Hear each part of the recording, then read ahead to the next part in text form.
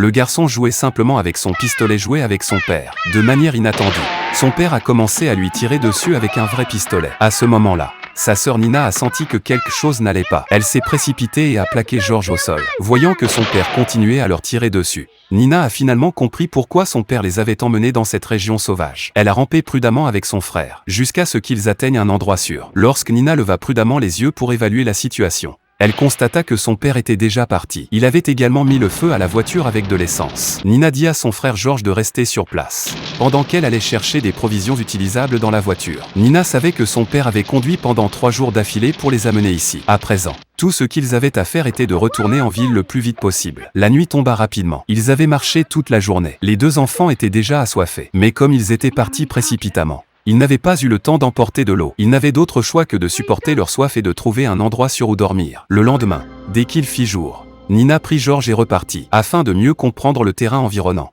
Nina décida de grimper au sommet d'une colline. Mais elle n'avait gravi qu'une courte distance lorsqu'elle faillit glisser et tomber. Elle réussit finalement à monter. Mais la scène qui s'offrait à eux les plongea instantanément dans le désespoir. Tout ce qu'ils pouvaient voir, c'était des collines à perte de vue, sans aucun signe de la ville. Les frères et sœurs n'avaient d'autre choix que de continuer à marcher. Au début, George était encore curieux de tout ce qui l'entourait. Mais à mesure que la température augmentait, il se déshydratait gravement. Alors qu'il passait devant une dune de sable, George tomba accidentellement, puis resta simplement allongé là à jouer avec ses jouets.